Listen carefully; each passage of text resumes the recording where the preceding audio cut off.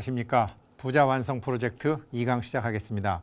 지난 시간에 말씀드렸던 것처럼 이 금강산매경은 일미, 한 가지의 맛, 그 다음에 결정, 그러니까 아주 확정적인 이제 가르침이다. 이렇게 말씀하신 것은 왜 그러냐? 따로 부처를 구하지 마라. 네가 부처다. 라는 얘기입니다. 물론 굉장히 참 저도 여태까지 믿기 어려웠지만 이제는 믿어진다라는 거죠. 그럼 문제가 뭐냐? 이제부터는 금강산매경 본문에도 나오지만 첫째는 십신, 네가 부처라는 걸 믿어라. 그 다음엔 십주, 부처의 성품에 머물러라. 그 다음에는 부처의 성품을 행하라. 그 다음에는 우리 불교에서 불자들은 다 아시는 십회양, 그 다음에는 십지, 그 다음에는 등각입니다. 이게 뭐냐? 이 금강산매경 같은 가르침, 원각경 같은 가르침은 이게 막 고진감래, 고통이 다해서 나중에 행복이 오는 게 아니라 그냥 도노법문으로 들어가는 건데 네가 부처라는 걸 믿어라. 무슨 소리냐면 비유하면 이렇습니다. 동국대학교 교수님 화엄학 강의하시는 그 석기람 교수님께서 가르쳐 주셨던 건데 가령 우리가 누구를 이렇게 양자를 드리게 되면 저희가 이제 부처님의 부처님 집안에 부처님의 아들로 양자로 들어갔다고 생각해 보세요. 처음에는 이제 내가 라우라 같은 아들로 들어갔다. 처음에는 고아원에 있다가 이 왕궁의 양자로 들어가면 어리둥절 하겠죠. 그렇지만 나도 이제 양자로 받아줬으니까 엄마 아버지가 다 나 자식이라 부르니까 나도 이제 부처님 아들이야. 이렇게 믿으라는 거죠. 금강산매경의 가르침처럼 네 마음의 부처야. 생멸이 따로 있는 게 아니야. 생멸이 생멸임을 바로 보면 그 바로 보는 성품 그 자체가 불생불멸, 불구부정, 부증불감이기 때문에 그게 바로 부처야. 생멸이 생멸 아님을 보는 것을 반야라고 합니다. 그래서 삼매지, 삼마지, 삼마발제라는 것은 전부 반야지입니다. 그래서 반야심경에 보면 고지반야바람일다입니다. 일단 반야바람일다를 알아라. 반야바람일다라는 아는 것은 따로 네가 부처라는 것을 찾을 게 아니라 중생인 네 자신이 중생인 것을 봐라. 중생이 중생인 것을 보다 보면 부처 성품이 저절로 나타난다. 그래서 그걸 믿고 저절로 나타난다는 걸 믿고 양자로 내가 들어갔는데 진짜 아들이 됐어요. 입양이 됐으니까. 그 다음에는 그 집에 머무르는 거예요. 그쵸? 입양이 됐으니까 그 집에 머무르잖아요. 그렇지만 뭔가 좀 눈치는 보이잖아요. 라울라는 진짜로 아들이고 나는 입양됐으니까 조금 눈치는 보이겠죠. 그럼에도 불구하고 계속 거기에 머무르는 거죠. 그러다가 보면 이제 밥도 같이 먹고 형이 쓰던 것도 좀 쓰고 엄마 거도 막 쓰고 행동을 그 집 아들처럼 이렇게 하겠죠. 입양되고 나면 실제로 여기 어렸을 때 입양을 경험해 보신 분들은 알겠죠. 적응이 되는 거죠. 그게 십행이죠. 그 십행이 되면은 그걸 이제 십행이라고 하는 거고, 그 다음에는 이제 정말 우리 집이니까 나 이제 정말 이 집 아들이니까 학교 친구들도 막 부르고 고아원 친구들도 부르고 야 우리 집에 한번 놀러 와. 우리 집 좋아. 이러면서 주변 사람들한테도 막 이렇게 내가 이 집의 아들임에 틀림이 없다라는 것을 막 이렇게 하는 것을 회항이라고 하죠. 회항. 그 다음에 이게 십지품 할 때 이제 십인데 정말로 땅, 쉽게 얘기해서요. 이 땅, 이 집, 이 아파트가 내 거다. 그래서 나중에 상속받을 때도 짓게 되고 형하고 집은 나눠서 집이 몇 채면은 아파트가 몇 채면은 아 이거 내 거니까 아버지 난 이거 팔아갖고 사업할래요 라고 해서 이 땅에 대한 지배권을 갖게 되는 거. 비유하면요. 석기남 교수님이 이렇게 이제 재밌게 설명을 해주셨는데 십신, 십주, 십행, 십회양, 십지 그 다음엔 등각. 이거 완전히 부처님하고 똑같은 건데 원효대사님은 화엄경에 대한 주석서를 쓰시다가 이 십지품에서 붓을 꺾어버리셨어요. 붓을 꺾어버리시고 등각으로 가지 않으시고 중생세계로 뛰어들으셨어요. 마치 지장보살님처럼. 이제 이런 경지로 간다라는 거죠. 그래서 이 도노법문이라는 건 뭐냐? 금강산매경이라는 건 뭐냐? 일단은 내가 부처라는 거를 믿으셔야 됩니다. 내가 부처라는 것을 믿고 들어가시고 계속 믿다가 보게 되면 이제 십신, 십주, 십행, 십회양, 십지 등각까지 간다라는 거죠. 그러면 우리가 믿는다는 건 좋은데 주는 뭐냐? 부처의 성품을 쓰는 거죠. 부처의 성품은 뭐죠? 부처의 성품은 분간하지 않는 거죠. 분별하지 않는 거죠. 분별하지 않는다 그래서 바보가 되라는 게 아니라 생멸을 생멸임으로 바로 아는 것. 제가 비유하면 이렇습니다. 이 중생들에게 부처임을 가르쳐 줄래다가 보니까 할 수 없이 중생들의 용어를 쓸 수밖에 없는 부처님의 고통처럼 생이라고 그러면 멸이라고 그러고 멸이라고 그러면 생이라고 그래서 결국은 생멸을 떠난 경지를 머리로가 아니라 몸으로 이해하는 것인데요. 제가 이제 여기 지난 시간에 이제 왔을 때 오래간만에 이제 우리 약사경 PD님하고 작가님을 만났어요. 작가님도 미장원을 갔다 온 것 같고 PD님도 이발소를 갔다 오신 것 같더라고요. 그래서 제가 아유 뭐 이렇게 돈을 들였는데 촌스럽게 했느냐 그랬더니 두 사람이 다 격분을 하더구만요. 오래간만에 만나서 인사를 하고 그런 말밖에 못하느냐. 그래서 제가 아니 촌스럽다라는 것은 원래 잘생겼고 원래 미인이었는데 이발로 머리 길이가 짧아짐으로 해서 촌스럽다는 소리니 그거는 원래 미남이었다라는 것을 칭찬한 것입니다. 그럼 이해가 되죠? 그러면 맞아요. 내가 원래처럼 참 한 인물 했죠. 그럴 때는 다시 촌스럽다니까 라면서 쳐준다니까요. 그러니까 멸이라고 생각하면 생으로 쳐주고 생이라고 생각하면 멸로 쳐주는 거죠. 그러니까 중생들의 분별심, 중생들의 아르마리를 깨닫히게 되면 그 다음에는 누가 이런 걸 이제 이런 거를 금강산매경에서는 누가 촌스럽다 그러면 흥분하고 누가 원래 잘생겼다 그러면 좋아하는 거를 헐떡거림이라고 번역을 스님들은 말씀을 하십니다. 경계에 따라서 헐떡거리는 마음. 일체 유심조 모든 것이 마음이 만들어내는데 헐떡거리는 마음 갖고 무슨 일을 하겠습니까?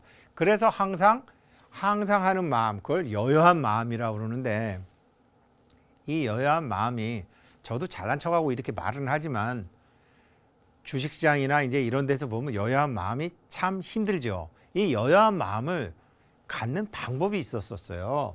그거를 한번 말씀드릴게요. 이거는요. 보르부드르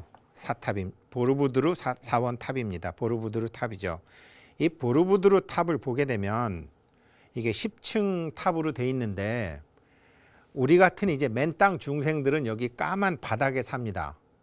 10층으로 돼 있어요. 그냥 맹바닥에 이렇게 살아요. 맨바닥에 사는데 2층 탑에는 신들의 세계가 그려져 있습니다.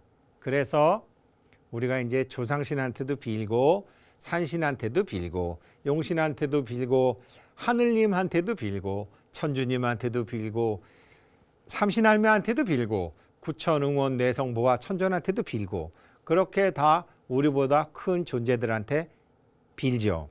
그게 2층입니다. 근데 3층에 가면은 2600년 전에 고따마 붓다라는 한 젊은 청년이 이 존재의 실상을 알고 싶어서 수행을 시작합니다. 그래서 3층에 부처님의 그 수행기가 나오는데, 도솔천의 호명왕자로 계시던 부처님께서 인간의 몸을 받고, 인간의 몸을 받다 보니까 생로병사를 겪으시고, 그러면서 나신 지 일주일 만에 어머니도 돌아가시고, 이모 밑에서, 계모 밑에서 커서 여러 가지 이제 고생을 하시고, 그러한 과정을 다 보여주시고, 그러한 가운데 수행을 통해서 깨달음을 얻으셔서, 깨달음을 얻으신 다음에 다시 이제 여기 4층, 5층, 6층을 가면 석가모니 부처님께서 깨달으시기 전에 그 전에 하셨던 수행, 보살행, 그러니까 우리가 뭐 대방광불 화엄경, 용수보살 약창계, 나무화장 세계 이러면서 무슨 화엄경 약창계 많이 하는데, 화엄경 약창계에 나오는 53선지식은 부처님께서 부처님 전생에 보살행을 하시면서 사셨던 모습들을 여기 4층, 5층, 6층에 해놨습니다. 그래서 6층까지는 천신, 산신, 뭐 조상신, 악마, 뭐 모든 것이 다 새겨져 있습니다. 그런데 여기 동그랗게 된 7층, 8층, 9층, 10층에는 일체의 신이 없어요. 오직 부처들만 있습니다. 그러니까 우리가 이제 지금 이 금강산매경을 공부하시는 분들은 어떻게 하셔야지 빠른 깨달음을 얻으시느냐? 우리 불자님들은 이제 그 뭐 독경도 많이 하시고 이제 그런 걸 많이 하시죠.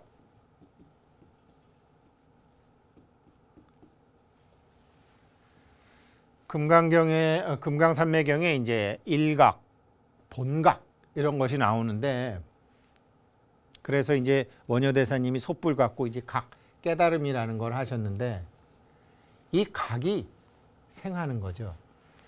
각을 생하는 건데 각이 생하게 해줄 수도 있는 거죠.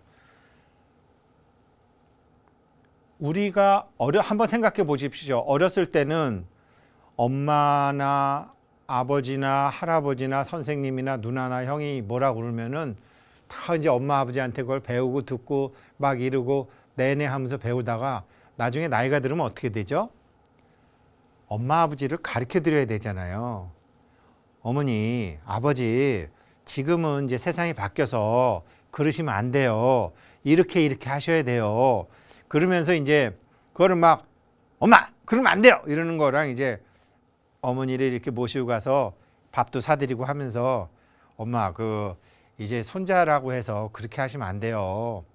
이제 애들도 엄마가 때 알아야 되는 세상의 지식하고 요즘 애들이 알아야 되는 세상의 지식하고 이게 다르기 때문에 꼭 그렇게 손자라고 해서 그렇게 하시면 안 돼요. 이러면서 이제 뭐도 사주고 이제 밥도 먹으면서 이제 어머니한테 이제 다시 우리가 나이가 들으면 어머니를 가르쳐 드리는 것처럼. 그래서 많은 어머니들이 그러죠.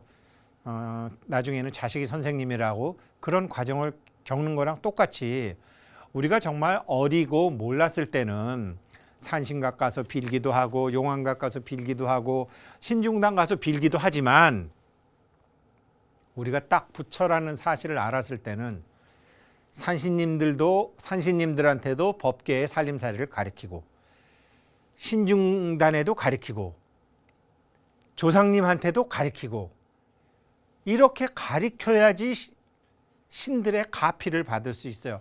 신들한테 빌고 구할 때가 있고 신들한테 가르쳐줘서 신들의 도움을 받을 때가 있는데, 이거를 제가 지어낸 말이 아니에요. 당장 이번 주말이라도 절에 가보십시오. 법회가 다 끝나면 스님들이 상단 다 기도 끝나면 중단으로 해서 어떻게 해요? 자, 다음은 신중단을 향해서 반야신경을 독송하겠습니다. 그러면서 신중단을 향해서 반야신경을 읽어드리잖아요. 왜? 신중단의 신중님들은 아직 반야지를 겪지 못해서 궁극지인 안욕다라라 삼맥삼보리를 가지지 못하셨기 때문에 인간의 몸을 가진 내가 신중님들한테 제석천, 범천, 산신, 용신, 조상신, 일광보살, 월광보살, 월천자, 일천자, 주림신, 주야신, 주택신, 주화신 쫙 법계의 살림살이를 가르쳐 드리는 거죠.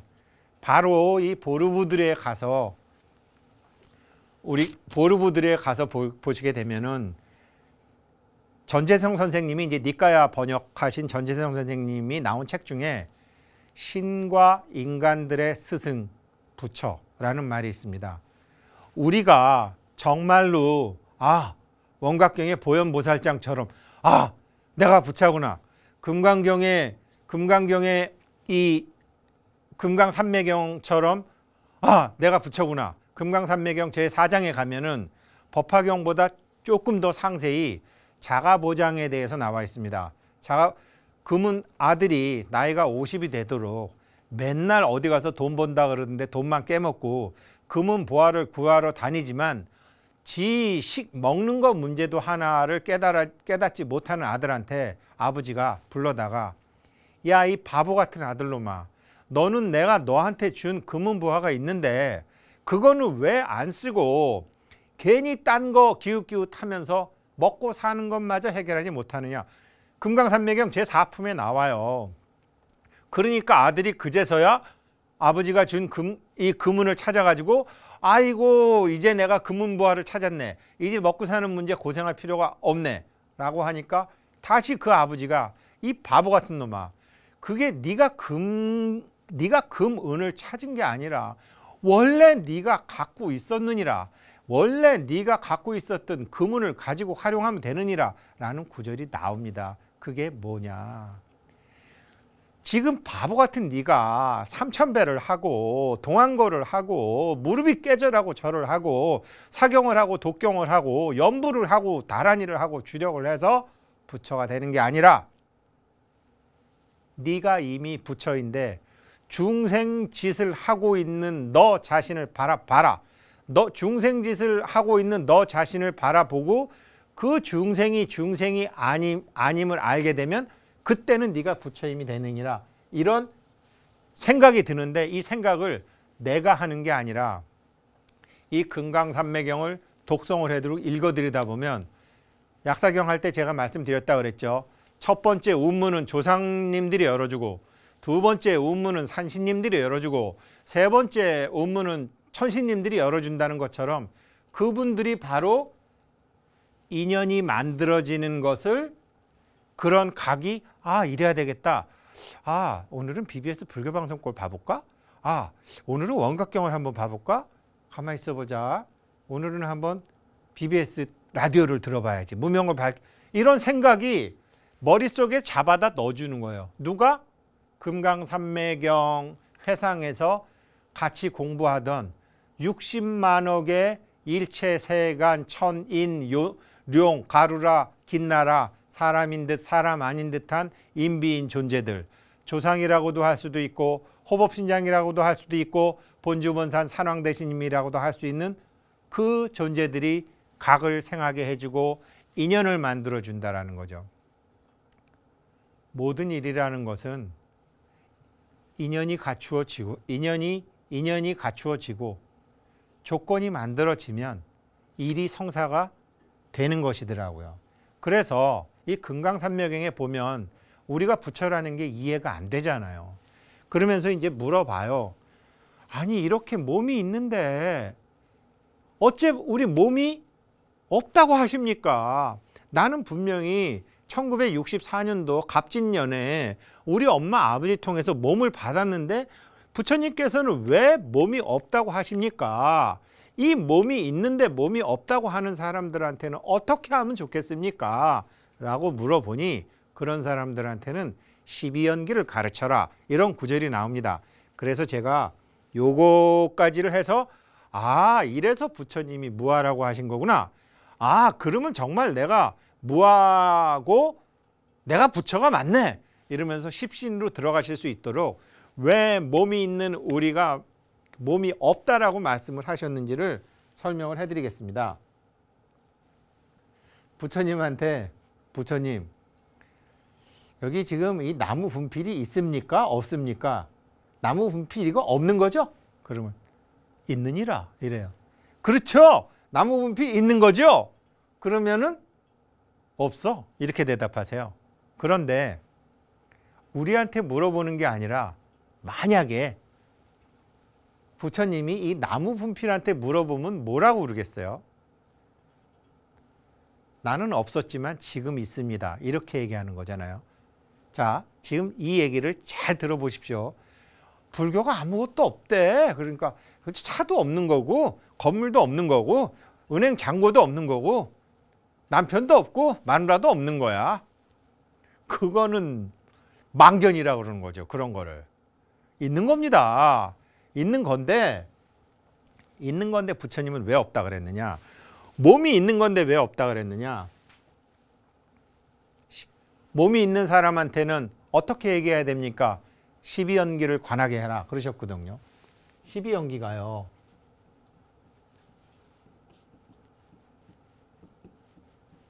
무명에서 시작하잖아요. 밝지 않다.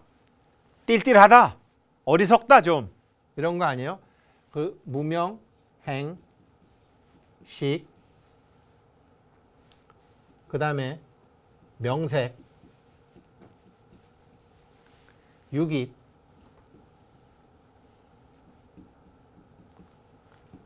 노사 붙여서 이제 이렇게 해서 12연기가 되는데 모든 것이 무명에서 시작이 됐다라는 거거든요. 그런데 부처님이 원각경에서 보면 이런 말씀을 하십니다. 무명자는 비시류체니라. 형체가 없는 것이니라. 무명이라는 것은 형체가 없는 것이니라. 그래서 지난 시간에 이게 무슨 소리냐면요. 원래는 없는 건데 우리가 왜 사람들 뭐 서양에서는 뭐 죽었다 그러지만 우리는 예전에 돌아가셨습니다. 그럼 돌아가셨다라는 것은 어느 쪽에선가 있다가 일로 왔다가 다시 갔다라는 소리 아니겠습니까? 어느 쪽에서 어떠한 형태로 존재를 하다가 몸을 받아서 잠깐 있다가 다시 간 거라는 소리죠. 근데 몸을 받게 되는 과정이 이 금강산매경 사구계가 인연소생의 시의 멸, 비생 이렇게 시작이 돼요.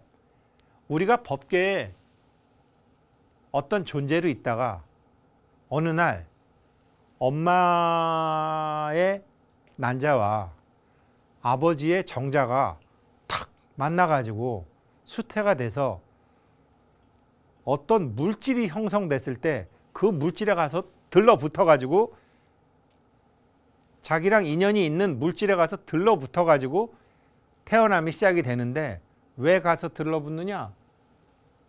무명이기 때문에. 무명이라는 것은 어떤 게 있는 게 아닌데 조건이 갖추어지면 저절로 생기는 거예요. 조건이 갖추어지면 업에 의해서 저절로 가서 들러붙는 것을 무명이라고 해요.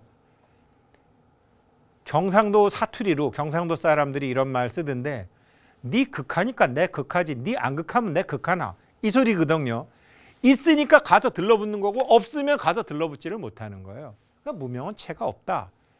이것을 이제 부처님이 그러니까 이 몸이라는 것도 우리의 몸이라는 것도 어디선가 있다가 여건이 그렇게 되니까 잠시 와서 나라고 착각을 하고 들러붙고 살다가 배고프면 먹여주고 덥다 그러면 시원하게 해주고 춥다 그러면 따뜻하게 해주고 닦아주고 위해주고 아프다 그러면 약 먹여주고 온갖 이 몸을 위해서 사는데 나중에는 결국은 몸은 몸대로 지 갈 길을 가고 원래 착각을 해서 여기 들러붙었던 놈은 다시 지 갈 길을 가고 그래서 수도 없이 만내를 하는 윤회를 거듭하는데 부처님께서 깨달아서 탁 보니까 그게 왜 그러느냐. 집 짓는 자, 욕망 때문이요. 욕망 때문에 이런 태어남이 다 있었다라는 거죠. 제가 약사경 할 때만 해도요. 담배를 폈었어요. 그래서 담배 우리 어머니가 저를 낳을 때와 달리 담배에 중독된 또 다른 나가 있었었는데 요즘은 담배를 안 피죠. 담배를 안 핀다 그래서 담배가 싫은 게 아니라 누가 담배 피는 거 보면 부럽고 냄새도 엄청 좋고 저 사람은 폼나게 담배 피네. 이런 아직 제가 중독에서 깨어나지 못하고 그런 게 있다라는 거죠. 담배 끊은 지 한 10년 되고 20년 되는 사람은 이제 그런 생각이 좋다 싫다가 전혀 없어지는 거죠. 그런 것처럼 우리가 사람이 죽으면은 4대 봉제사를 하는데 옛날에 그랬죠. 아버지, 할아버지, 증조할아버지, 고조할아버지까지 하는데 고조할아버지 이상 현저부터는 제사를 안 지냈다고요. 왜? 몸에 담배 끊은 지 오래된 것처럼 몸을 떠난 지 오래된 사람은 몸에 중독돼 있는 중독 현상이 현저하게 떨어지거든요.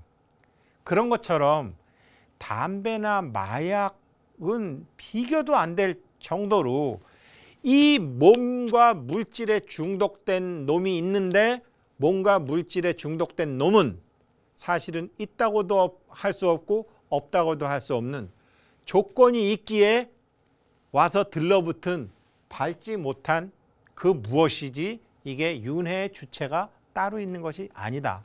그래서 그 무명인 존재가 작용을 일으키고 식을 일으키고 이 식이 이름과 형상에 취해서 다시 육입으로 접촉하고 느끼고 사랑하고 취하려고 그러고 있다고 생각하고 태어나고 늙고 병들고. 그래서 부처님이 죽기 싫어? 늙지 마. 이건 묶어서 했거든요.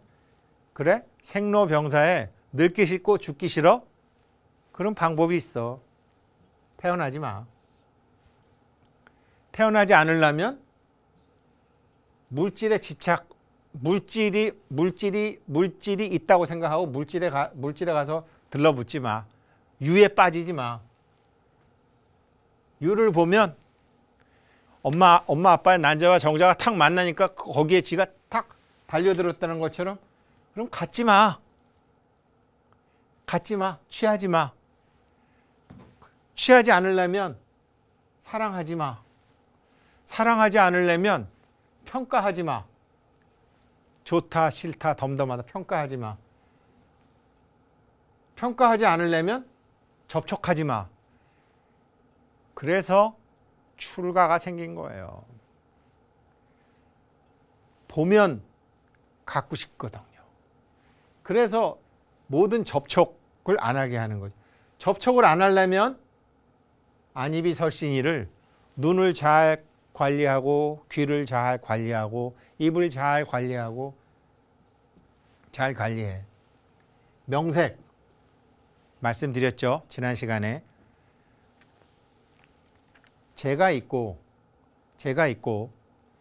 신식 분필이 있는데 저는 육근이라고 하고 얘는 육경이라고 그래서 저의 눈이 이 분필을 보고 안식, 눈에 식이 생겨서 눈에 식이 생기는 순간 그거를 내 마음이 그려낸 찌끄러기, 마음의 그림자, 그래서 육진이라고 그러는 거죠.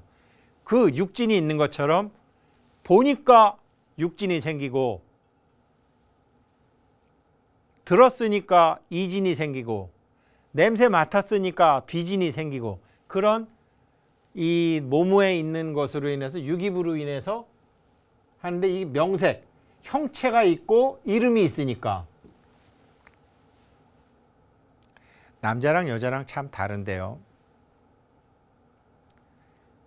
교회 말씀에는 뭐 보지 않고 믿는 자 진복자로다 이러는데 절이나 교회에 가면요. 여성분들이 훨씬 많으시죠. 금생에 우리 불교에서는 여자 남자라는 게 없죠. 금생에 여자 몸을 받은 여성의 몸을 받은 여성의 그런 업을 가진 사람들이 있고 남성의 업을 가진 사람들이 있죠. 그래서 약사경이나 법화경이나 이런 게 다 부정이 되고 남자 여자 구별이 없어지는 거죠. 사실 불교처럼 앞으로 4차 산업혁명 시대에 모든 것을 용납할 수 있는 이런 앞으로는 정말 불교의 시대가 올 거라고 보는데 불교는 남녀 간의 결혼뿐만 아니라 남자와 여자 간의 결합도 가능해요. 불교에서는 불가능한 게 없어요. 왜? 중생들이 하고 있는 모든 법과 상은 그 자체가 법이 아니기 때문에, 그거는 하나의 생멸이지만 그 생멸이 실제가 아니기 때문에. 왜 그러느냐? 무명자는 비시류체라 그랬는데 왜 무명이 형체가 없느냐? 무명의 바탕인 원각 자체가 중생의 언어로 설명할 수 없는, 태어나고 죽는 것이 아닌 것처럼, 원각이 태어나고 죽는 것이 아닌 것처럼 거기에서 태어난 무명도 태어나고 죽는 것이 아니다. 그러니까 우리가 무명으로 인해서 번뇌가 생기고, 번뇌로 인해서 생사가 생기고, 생사로 인해서 고통이 생겼지만, 제일 먼저인 무명 자체가 실질적인 체가 있는 것이 아닌 것은 무명이 태어난 이 원각 자체가 없는 것이기 때문에, 없는데 있는 것이기 때문에. 그래서 저는 우리 불교 말고 전 세계 종교 중에서 가장 과학적으로 맞는 종교는 우리 한국 선도에서 나오는 한국의 종교라고 생각합니다. 천부경이라는 게 있는데, 천부경은 일시, 무시, 일, 하나가 시작이 됐는데 무에서 시작된 일이야. 그 다음에 일종, 무종일, 하나가 없어졌는데 없어진 게 없어진 일이야. 그러니 우리 부처님 가르침과 가장 유사해요. 가장 유사해요. 아니, 같아요. 그런데 그거를 이제 그것을 중생들한테 전하는 방법에서 우리 스님들은 머리도 깎으시고 출리도 하고 결혼도 하고 욕망도 놓으시고 다 놓으시는 것을 통해서 그 무의 세계로 가시지만, 우리 동양의 선도는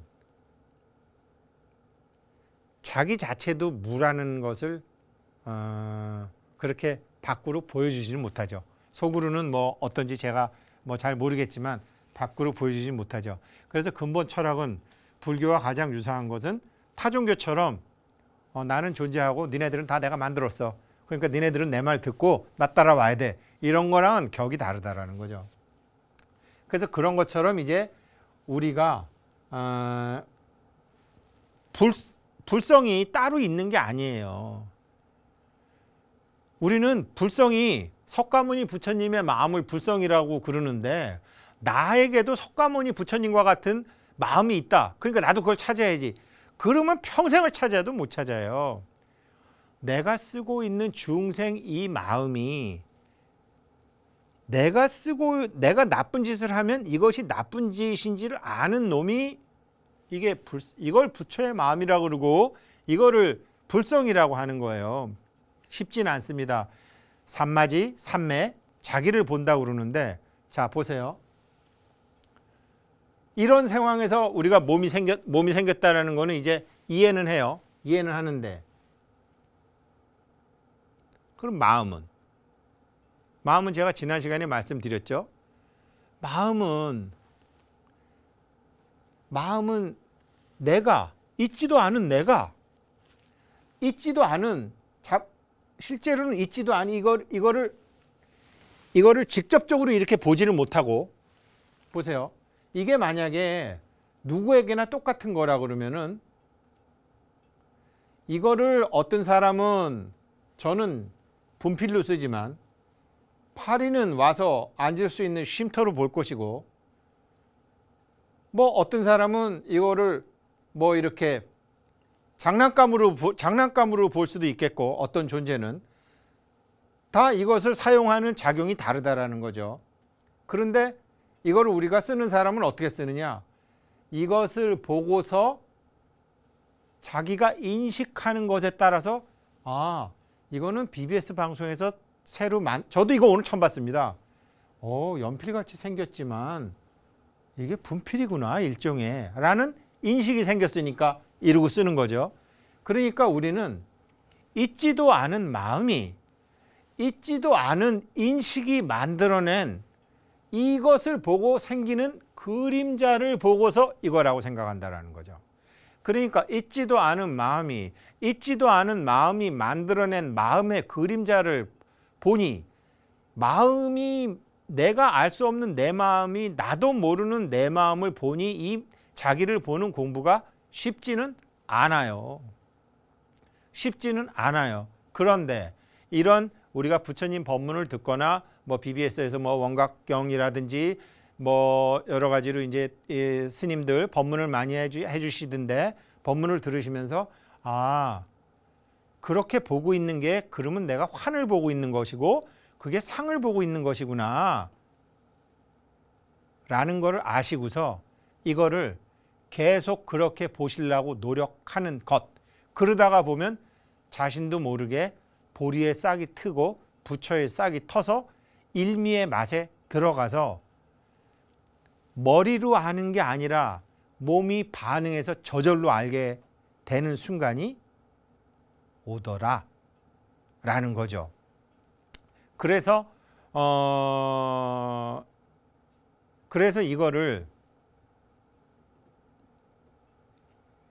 이거를 좀 빨리 알고 싶으면, 난 좀 그래도 좀 빨리 알고 싶다.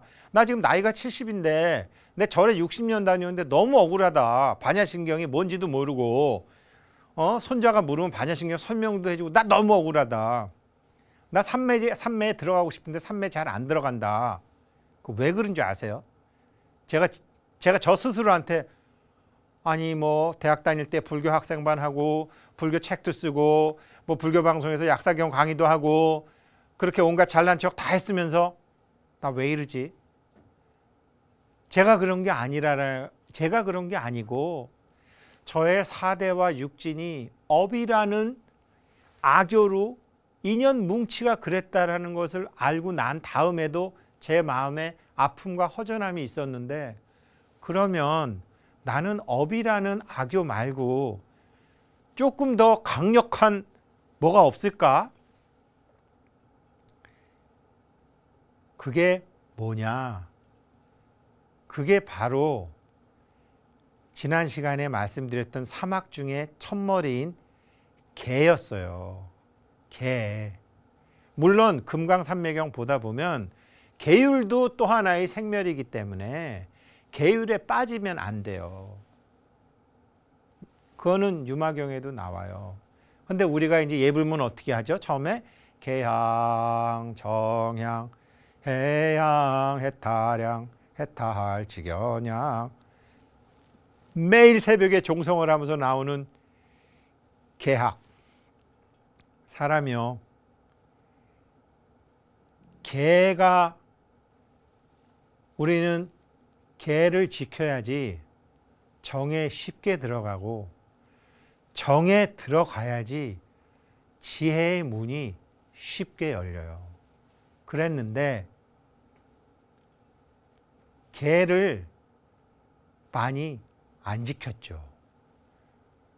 방어도 많이 하고 기어도 많이 하고 자기가 보지도 않았는데 본 것처럼 남을 비난도 하고, 우리나라 고기도 많이 먹고 천수치고 들어가면서 살생중재 금일참회, 투도중재 금일참회, 사음중재 금일참회, 망어중재 금일참회, 기어중재 금일참회, 악구중재 금일참회, 그렇게 입으로는 계속 그랬지만 사실은 개를 많이 안 지켰죠. 개를 많이 안 지키면은 정에 들어갈 때 내가 머리로는 반성을 안 해도 몸이 이러면 안 되는데 라는 반성을 했기 때문에 이게 미세한 흔들림이 있어요. 흔들리면은 정에는 안 들어가요. 그래서 원각경에 보게 되면 개를 안 지켰기 때문에 안 되는 게 아니라 개를 안 지킨 자신에 대해서 3, 7일간, 21일간 부지런히 참회해라. 잘못을 해도요, 잘못을 했다라는 것을 알면 무엇을 잘못했다라는 걸 알면 용서가 돼요. 금강산매경은 뒷부분에 어떻게 나오냐면 지장보살장에 보면 자기를 한번 볼 때마다 업장이 하나씩 녹아서 죄가 하나씩 소멸된다고 나와요. 굉장히 정확한 표현입니다. 굉장히 정확한 표현이에요. 그래서 자기를 봐서 아, 내가 이거는 잘못, 그래서 죄를 많이 안 지키, 이 참회를 계속하게 되면 이제 정에 쉽게 들어가고 명상도 잘 되고 참선도 잘 되고, 또 하나는요, 정과회에 들어가려면 개가 없으면 복이라도 있어야 돼요. 복은요,